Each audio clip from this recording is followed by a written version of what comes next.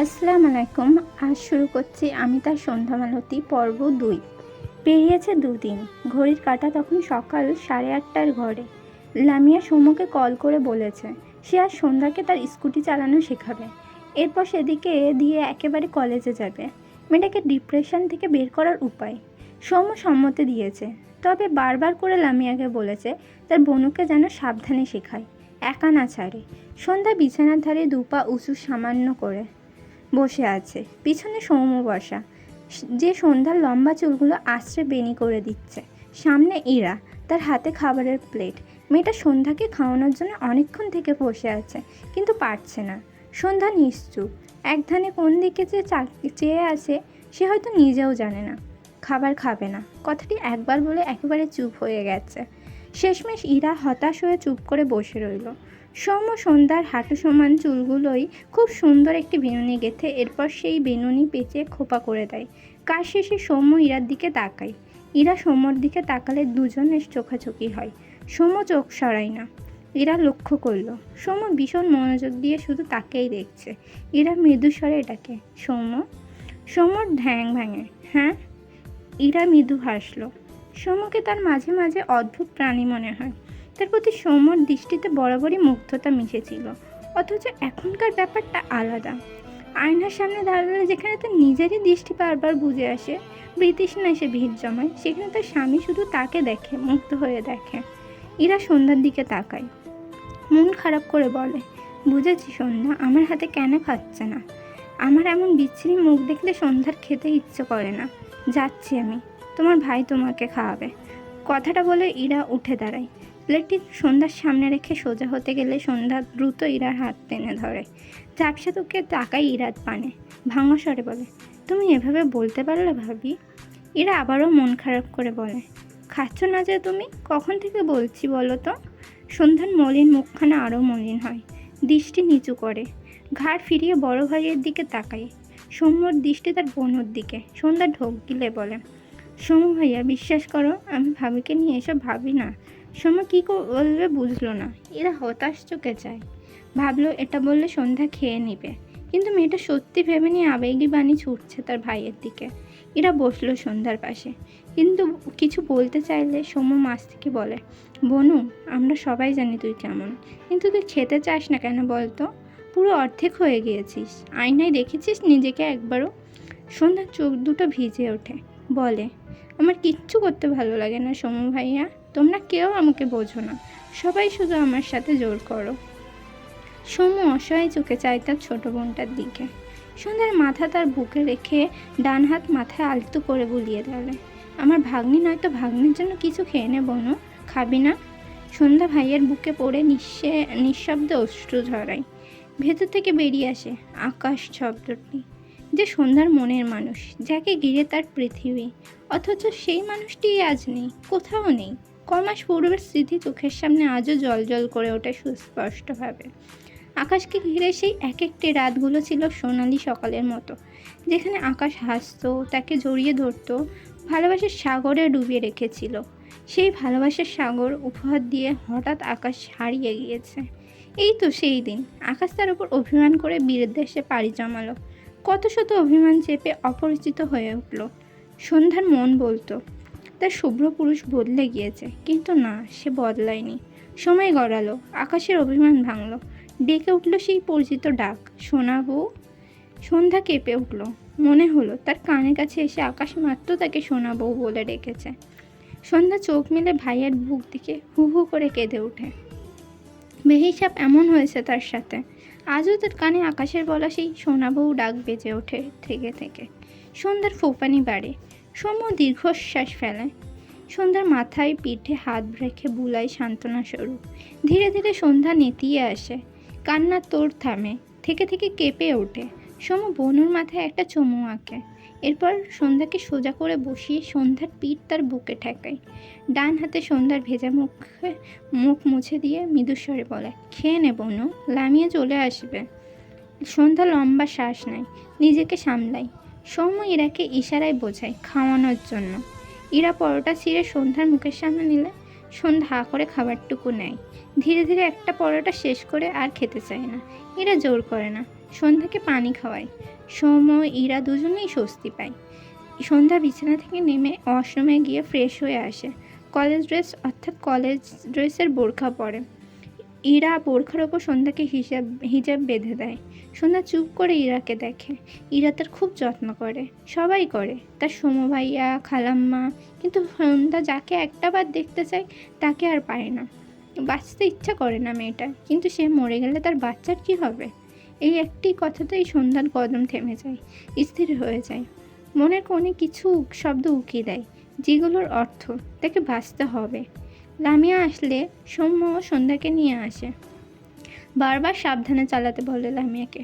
সন্ধ্যাকে জানাই কেস শেষে যে সে গিয়ে নিয়ে আসবে। লামিয়া সৌম্য আর সন্ধ্যাকে দেখে মন ভরে। তার ভাই বোন কিছুই নেই। সৌম্যকে দেখে দুঃখ হয়। ইস, একটা বড় ভাই নামক ছায়া যদি তারও থাকতো। অবশ্য সে সন্ধ্যার ফ্রেন্ড হওয়ার চক্করে সৌম্য তাকেও বড় ভাইয়ের মতো ট্রিট করে। লামিয়ার ভীষণ ভালো লাগে। গতকাল বাংলাদেশে এসেছে এভি, পিছু পিছু জেডিও এসেছে, কিন্তু বেচারা গরম এভির সঙ্গে কথা বলা তো দূর, কাছেও ঘেঁষতে পারছে না। এভি কক্সবাজারে একটি রিসর্টে আছে। এটা তার নিজের, প্রায় 5 বছর আগে রিসর্টটি গড়ানো, ভাড়া থাকে সবসময়। সে এসেছে জেনে রিসর্টের স্টাফরা এভির জন্য সব ঠিকঠাক করে রেখেছে। গত রাত এভি এখানেই ছিল, ঘরের এক কোনায় বসে সে, পরনে সাদা প্যান্ট, উদাম শরীর, ল্যাপটপে গভীর মনোযোগ দিয়ে কিছু করছে। প্রায় 30 মিনিটের মাথায় শব্দ করে বলে ওঠে, ও ইয়েস। ল্যাপটপটি ঠাস করে বন্ধ করে এভি উঠে দাঁড়ায়। এটি সাদা শার্ট জড়িয়ে ওপরে সাদা ওভারকোট জড়ায়, হাতে চেন ঘড়ি পরে, পকেটে ফোন ভরে ঘর থেকে বেরিয়ে যায়। বাইরে দাঁড়িয়ে আছে কালো পোশাক পরিহিত বেশ কয়েকজন, যারা এভির পিছু পিছু আসতে নিলে এভি বিরক্ত সূচক শব্দ করে। ডান হাত উঠে গম্ভীর স্বরে বলে, স্টপ, নো নিড। সকলে দাঁড়িয়ে যায়। এভি বাঁ হাত প্যান্টের পকেটে গুজে রিসর্ট থেকে বেরিয়ে যায়। রিসর্টের বাইরে জেডি দাঁড়ানো। এভিকে দেখে দ্রুত এগিয়ে আসে। এভি জেডিকে দেখেও না ভান করে চলে যায়। জেডি এভির পিছু পিছু যায়।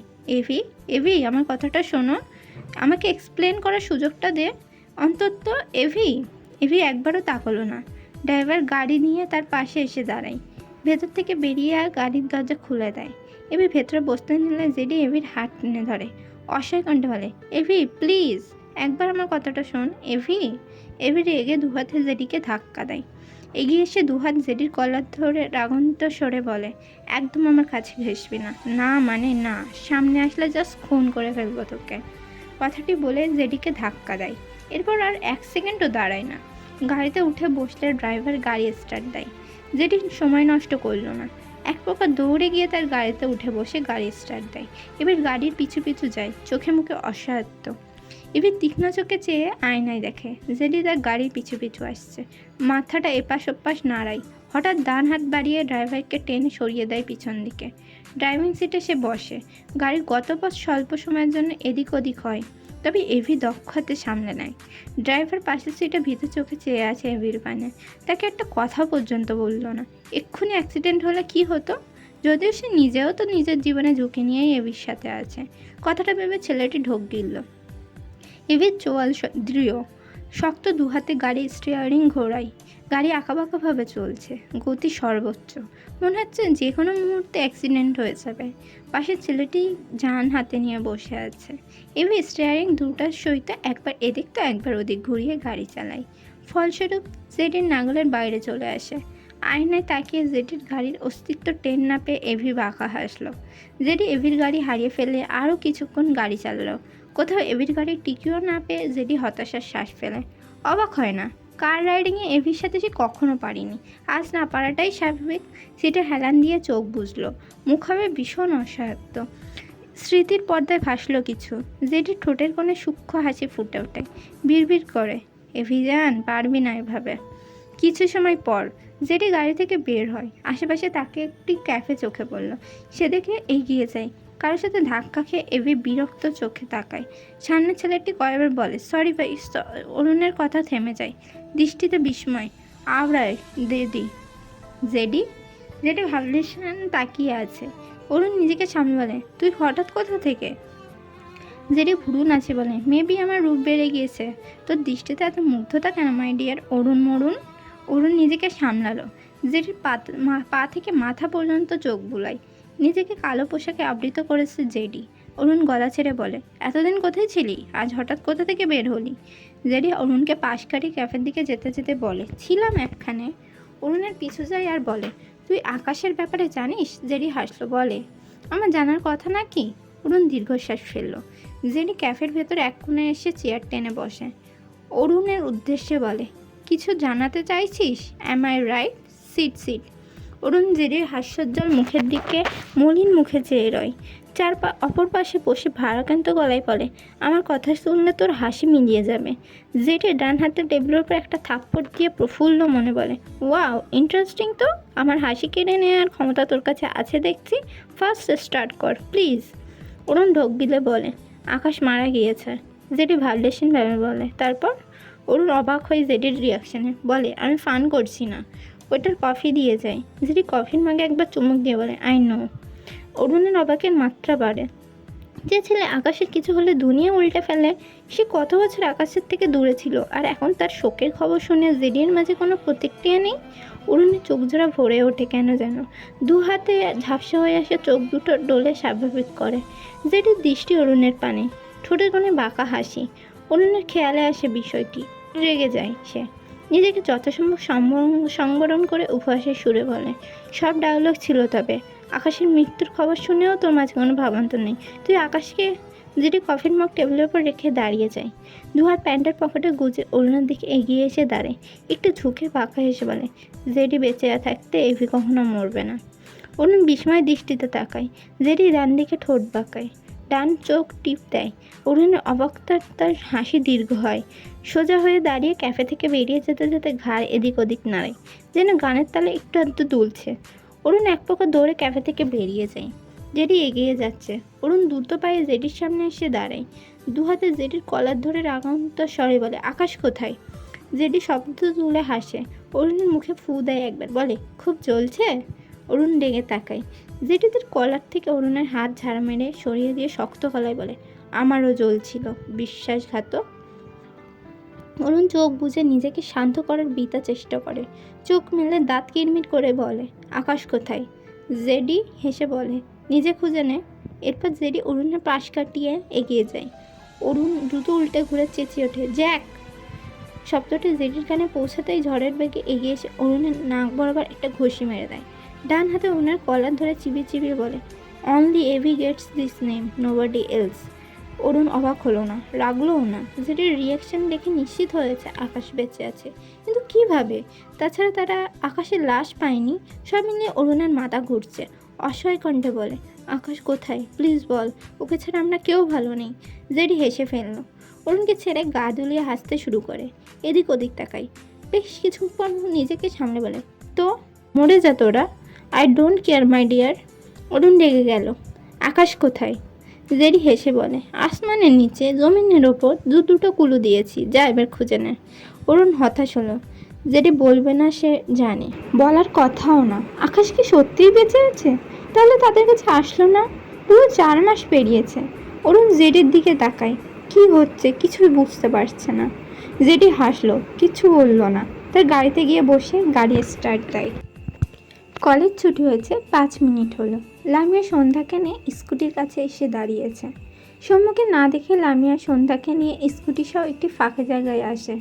কলেজ আসার পথে লামিয়া সন্ধ্যাকে স্কুটি চালানো শিখিয়েছে। এরপর সন্ধ্যা 2 মিনিটের মতো চালিয়ে পড়ে যেতে নিলে লামিয়া দৌড়ে এসে আটকায়। জায়গাটি ফাঁকা, এজন্য লামিয়া সন্ধ্যাকে আবারও চালাতে বলে। কয়েকদিন চালিয়ে নিতে পারলেই আর সমস্যা হবে না। সন্ধ্যা নাকচ করে দিল, তার ভালো লাগছে না। লামিয়া হতাশ হলো।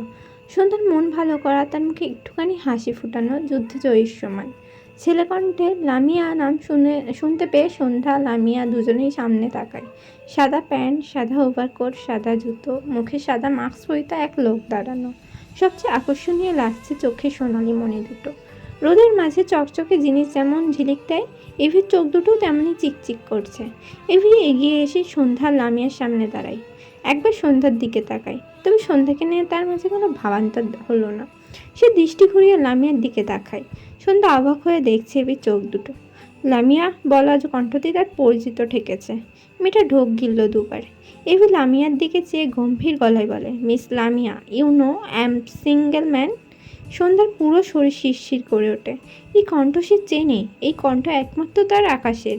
তাহলে এই লোক তার আকাশের কণ্ঠ কোথায় পেল? সন্ধ্যা চোখের কোণে পানি জমে। এখন তো নিজেকেই পাগল বলতে ইচ্ছে করছে। সে সারা রাত কল্পনা করে আকাশকে, সারাদিন আকাশের কণ্ঠ তার কানে বাজে, আর এখন অন্যজনের মাঝে আকাশের কণ্ঠ শুনতে পাচ্ছে। সন্ধ্যা নিজেকে সামলে নিতে চায়। পারলে তো। ডান চোখ ফেটে এক ফোঁটা জল গড়িয়ে পড়ে। এদিকে লামিয়া অবাক হয়ে চেয়ে আছে এভির পানে। কোথা থেকে কে এসে তাকে বলছে সে সিঙ্গেল। ভদ্রলোক সিঙ্গেল হতেই পারে, এটা জেনে লামিয়া কি করবে? সে বলে, আপনি সিঙ্গেল না মিঙ্গেল এটা জেনে আমি কি করব ভাই? চোখের পলকে এভাবে বাড়াতে উঠিয়ে লামিয়ার ডান গালে কষিয়ে একটা থাপ্পড় মেরে দেয়। লামিয়া সন্ধ্যার ওপর হুমড়ি খেয়ে পড়ে। সন্ধ্যা দুহাতে লামিয়াকে আগলে নেয়। দুই বান্ধবী বিস্ময় চোখে তাকায় এভির দিকে। এভির রাগে ফোঁস করতে হিসিয়ে বলে, এভি ফান একদম পছন্দ করে না, ওকে? রাবিশ। এভি নামটি শুনে সন্ধ্যা লামিয়া দুজনেই ঢোক গিলল। খুব বুঝলো লামিয়া যার সাথে মজা করে পোস্টে দিয়েছিল এটাই সে। লামিয়া কেঁদে দেওয়ার মতো অবস্থা। এই লোক তো সাংঘাতিক, একদম তাকে খুঁজেই বের করেছে। একটা থাপ্পড় খেয়ে বেচারে মাথা ভনভন করছে। এভি আবারও লামিয়ার দিকে হাত বাড়ালে সন্ধ্যা এভির হাত শক্ত হাতে চেপে মাঝপথে আটকে দেয়। এভি রেগে তাকায় সন্ধ্যার দিকে। সন্ধ্যা ভয় পেল না। তার বান্ধবী অপরাধ করেছে ভালো কথা, কিন্তু একজন ছেলে হয়ে রাস্তার মাঝে মেয়ের গায়ে হাত তুলবে বারবার, এটা সন্ধ্যা বান্ধবী হয়ে মেনে নিবে? কখনো না। সন্ধ্যা মাস্ক পরিত এভির সোনালি চোখের মণিতে দৃষ্টি নিবদ্ধ রেখে দৃঢ় কণ্ঠে বলে, এই যে মিস্টার, আপনার ভদ্র ঘরের মেয়ে, তবে অভদ্র মানুষের অযথা আঘাত সহ্য করার মতো ভদ্র নয়। একটু শ্বাস নিয়ে শান্ত গলায় বলে, আমার ফ্রেন্ড ভুল করেছে, আমি তাকে একটা থাপ্পড় মেরেছেন, আপনি তাকে একটা থাপ্পড় মেরেছেন, তবু আমরা সরি, এবার আপনি যেতে পারেন। এবার শক্ত চোখে থাকায় কারো জ্ঞান শোনার মতো টাইম তার নেই, থাকলেও সে শুনবে না। রাগে ফায়ার হয়ে গিয়েছে একদম। দাঁতে দাঁত চেপে বলে, এভি ক্ষমা করা পছন্দ করে না। কথাটা বলে সন্ধ্যাকে এক প্রকার ধাক্কা দেয়। সন্ধ্যা পড়তে নিয়ে বা পাশে দাঁড় করানো স্কুটি ধরে নিজেকে সামলে নেয়। সামনে তাকালে দেখলো এভি লামিয়ার দিকে এগিয়ে যাচ্ছে। সন্ধ্যার ভীষণ রাগ হলো। যেখানে মেয়েটা আজকাল অকারণে রেগে যায়, সেখানে এই মুহূর্তে তার সামনে এক চরম লেভেলের অভদ্র ছেলে দাঁড়িয়ে আছে। সন্ধ্যা নিজেকে দমিয়ে নিতে পারলো না, দ্রুত এগিয়ে আসে এভির দিকে। এভির লামিয়ার দিকে হাত বাড়ানোর আগেই সন্ধ্যার ডান হাতে এভির বাম গালে কষিয়ে একটা থাপ্পড় মেরে দেয়। এভির মুখ ডান দিকে সামান্য হেলে যায়। মুখ থেকে মাস্ক খুলে পিছালা রাস্তায় পড়ে যায়। এভির দুহাত মুষ্টিবদ্ধ করে নেয়। দু চোখে যেন আগুন জ্বলছে। ঘাড় ঘুরিয়ে ভস্ম করা দৃষ্টিতে তাকায় সন্ধ্যার দিকে। সন্ধ্যা এতক্ষণ রেগে তাকিয়েছিল এভির দিকে। মাত্র এভির চেহারা দেখে সন্ধ্যার পায়ের তলার মাঠে ভূমিকম্পের ন্যায় কেঁপে ওঠে। বিস্ময় দৃষ্টিতে তাকায়। অবিকল আকাশ। মুহূর্তেই সন্ধ্যার চোখ জোড়া ছলছল করে ওঠে। এটা কি সত্যিই আকাশ? সন্ধ্যার শরীর অবশ হয়ে আসছে। সে কি এবারেও চোখে ভুল দেখছে? এটাও কি তার কল্পনা? লামিয়া নিজেও অবাক হয়ে চেয়ে আছে। এ তো আকাশ। মেয়েটা মাথা থাপ্পড় খেয়ে যতটা না ঘুরছে, তার চেয়ে বেশি আকাশকে দেখে ভন করে ঘুরছে। সন্ধ্যার ডান হাত বাড়িয়ে এভির গাল ছুঁয়ে দেয়। কাপা কণ্ঠে উচ্চারণ করতে নেয়, আকা। তার আগেই সন্ধ্যার ডান গালে জোরের সাথে এক থাপ্পড় মেরে দেয় এভি। সন্ধ্যার দুর্বল শরীরটা পড়তে দেয় না এভি। সে বাঁ হাতে সন্ধ্যার চোয়াল শক্ত করে ধরে। পিছন থেকে পিস্তল বের করে সন্ধ্যার মাথায় ঠেকিয়ে রাগান্বিত স্বরে বলে, কেউ তোর লাশটাও খুঁজে পাবে না। সন্ধ্যার মাথা ঝিমঝিম করে ওঠে। এতক্ষণে জমানো অশ্রু দু চোখ বেয়ে গড়িয়ে পড়ে। বিস্মিত দৃষ্টি জোড়া এভির পানে। অবিকল আকাশের মতো লোকটা কে, যে দেখতে একদম আকাশের মতো, কথা বলে আকাশের মতো? সন্ধ্যার ভেতর থেকে কান্নারা উগলে বেরিয়ে আসে। এটা তার আকাশ নয়, তার আকাশ তাকে একটা ফুলের টোকা পর্যন্ত দেয় না। আর এই লোকটা তার মাথায় বন্দুক ঠেকিয়েছে। সামনে অরুণ বিস্ময় কণ্ঠে ডাকে, আকাশ।